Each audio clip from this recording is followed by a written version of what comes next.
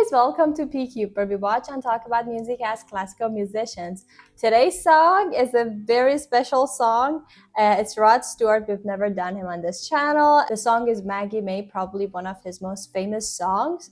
Interesting fact that Rod Stewart was the first concert that I've been to in my life that is not classical music. So even though I'm not a big fan of all of his songs, every time I hear his name or his songs, it's like a special meaning in my heart, because that's where I first experienced a non-classical concert, and I was not that familiar with his songs either.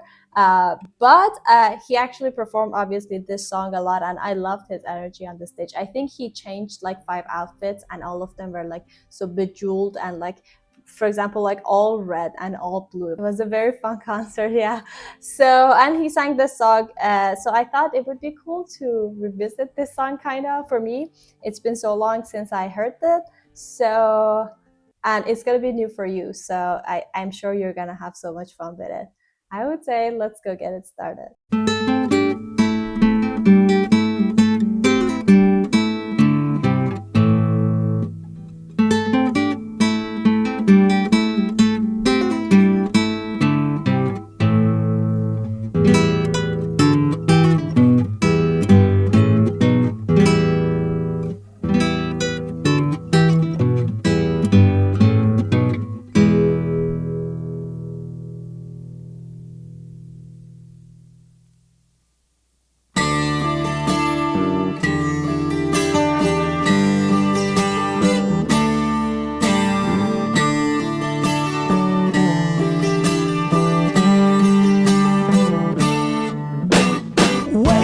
Maggie, I think I got something to say to you. It's late September and I really should be back at school. I know I keep you amused, but I feel I'm being used. Oh, Maggie, I couldn't have tried anymore.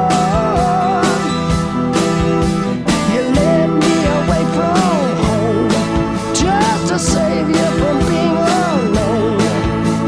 You stole my heart, and that's what really hurts. Wow, what an intro. Yeah. It was completely like it could be like a piece from Middle Ages, or even like maybe early Baroque era, like classical eras. And completely, like, it wasn't like a little mixed or a little modernized. It could be completely a piece from back then. And I don't know if 2 guitars were playing it, because I was hearing 2 lines, but with guitars, and especially with these eras that the polyphony was very such a really big thing, especially for the instruments. I mean, there were no guitars back then, but like for the instruments that they were ancestors of the guitar, it was like so common to play polyphony and complicated lines or more lines at one time on an instrument. But I really enjoyed listening to both of the lines separately in my brain. And I really love this about polyphony, and also more simpler polyphony, that you can really follow the lines, that each of them are doing something, and then both are creating this interesting atmosphere.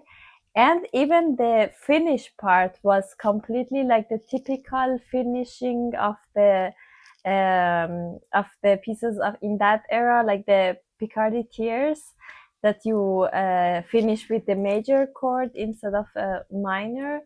And it was completely like a really structured classical music from that era, and I find it so interesting and surprising, also especially in comparison to the rest of the song. And I have so much also to say. I think let's listen a little more, and then we can talk more. From being alone, you stole my heart, and that's what really hurts. The morning sun, when it that's in your face really shows your age. But that don't worry me none. In my eyes you're everything. I laughed at all of your jokes.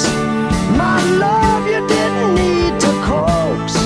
Oh Maggie, I couldn't have tried anymore. You led me away from home just to save you from being alone. You stole my soul and that's a pain I can do without. All I needed was a friend to lend a guiding hand. But you turned into a lover and mother. What a lover, you wore me out. All you did was wreck my bed, and in the morning kick me in the head. Oh Maggie, I couldn't have tried anymore. You led me away from home, 'cause you didn't wanna be alone. You stole my heart, I couldn't leave you if I tried.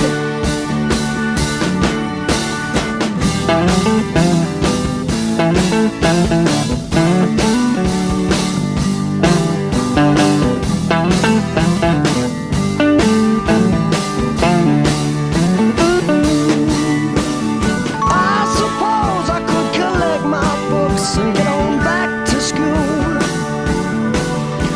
or steal my daddy's cue and make a living out of playing pool, or find myself a rock and roll band that needs a helping hand. Oh Maggie, I wished I'd never seen your face. You made a first-class fool out of me, but I'm as blind as a fool can be. You stole my heart, but I love you anyway. Aside from every exciting thing that is happening in the song, from the instruments that are coming and going, and everything that is so exciting and like interesting, I have to say that I really like the crackiness that he has in his voice. Like it's always, it's not like something that he adds. I mean, maybe he adds also, it's not his voice, but it's not that, it doesn't feel like he adds it as an ornament or as something that he wants to add it just in this word or just in this note, so that it's like, I don't know, it's not, he doesn't use it as a like something like vibrato. It's just his voice color that is like that, and he has always this crack in his voice, and it's just I don't know, I really like this kind of voices, and it gives you this feeling of like there is something behind his voice, like something like painful, and you know, like it's like when you see someone and there is always like a sadness in their face or their eyes, even though they're like happy or they laugh or something, you can always see like something painful in the back of their soul. And his voice is also like that. I mean, this is also not like a very happy song, but I can also imagine when he also was singing a happy song, it also has this kind of a feeling. Yeah, I really like his voice. I think it's just, as you said, there is like some roughness or some scratchiness to it, like some raspiness to it. That is just, I feel like it actually makes it perfect, because it feels like the song is not polished at all, and it gives it like a more real element. And I really love these like kind of voices. It's not just him, like a lot of singers they naturally have that raspiness in their voice, and it feels like it's just not polished. There's just they have like, there's edges. to the voice, and I really love that. It's kind of textured. But aside from his voice, I also because I don't remember, it's been so long, and then that was a live performance, so obviously the arrangement was different. I kind of knew about, I had heard that intro that you talked about, but the instrumentation even after that amazed me a little bit. I really love that the subtle layer of I'm gonna say organ. I'm not sure if it was a synthesizer or organ. Aside from the kind of the bell moments that we heard at the end of it, but throughout the song there was some longer notes that it felt like it's a keyboard instrument to me, kind of like an organ, and it was so blended with the guitar and the beat and everything else that you had to really listen to follow it and figure it out or find it. But then once you find it, it would be hard not to listen to it or not to hear it. And it had a very interesting, it really, I think it really bridged the gap between the guitar and the drum, like the rhythm and the, because it was gapping, like it was having a lot of like harmonies or longer notes that would bridge the gap between these two, like having the higher pitch and then the bass having low and the drum having kind of like just a beat of it. So it was like a very tight sandwich together, the instrumentation. I think that one of the key elements was actually the organ, quote unquote, whatever it was, in this song. But let's go ahead and finish it and see what happens. Blind as a fool can be. You stole my heart, but I love you anyway.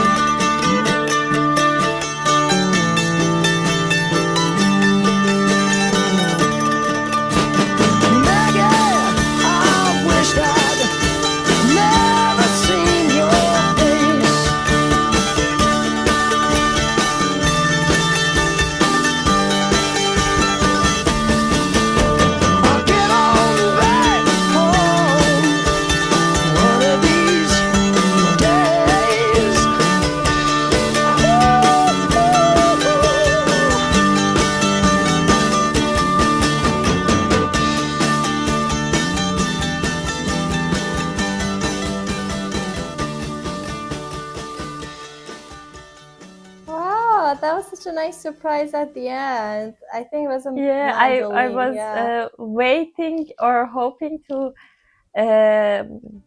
hear something that would also had something to do with that intro. And then it's because I was Yeah. like, it's so, I mean, so also other people does it to have like a classical intro and then something completely different. But also it's always nice to see that, oh, okay, then it was there was a thought behind it, or it you can also see a touch of what they brought from the classical music also in the song. And mandolin, I mean, I don't think it's necessary like presenting actively the Middle Ages, the classical era that was in the Middle Ages. It's for me in my head, mandolin is like more like a folk instrument than a Baroque or Middle Ages instrument. But the sound quality and also the melodies and the themes that it was playing, it was really reminding me of again like the that era of music. So it was also such a nice like sandwich to start with that and also finish with that, and then there was something in between. Yeah, it's interesting that you brought up folk music, because I was actually thinking that too, with all the the instrument, especially the mandolin, but also the way that he was singing it, and the most important thing in the lyrics, that was just the storytelling. Like he was definitely like telling a story of what happened. And I don't know if you know the story because it was your first time listening to it, but because it was so interesting for me, I, after listening to that before, like years ago, I went and looked it up, the story, and it was so interesting that it's kind of inspired by his own life,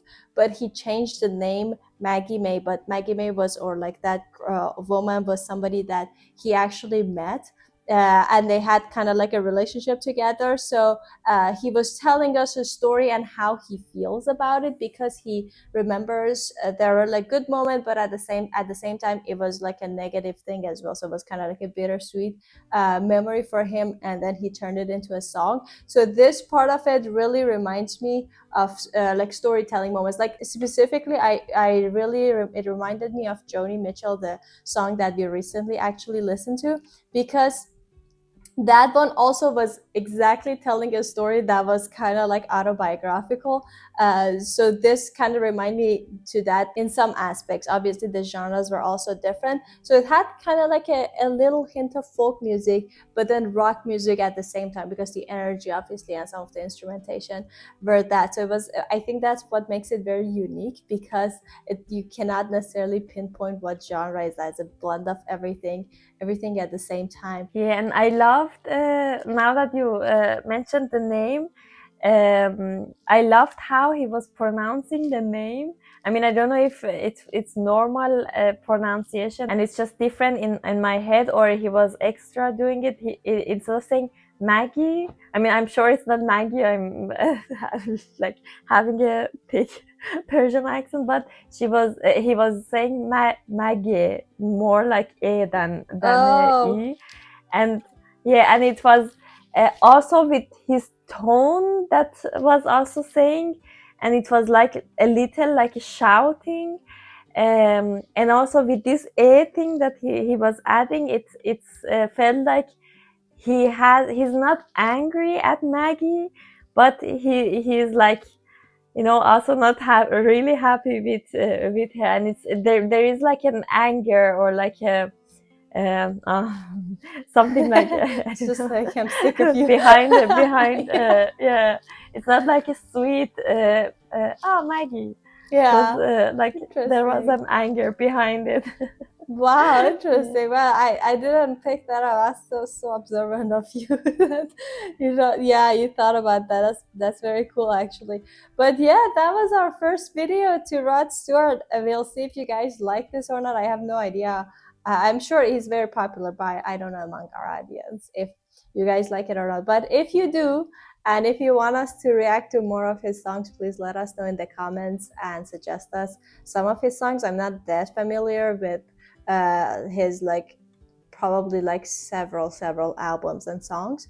But anyway, thank you so much for watching us. We hope you enjoyed this video as well. Don't forget to like it, subscribe to our channel if you haven't already.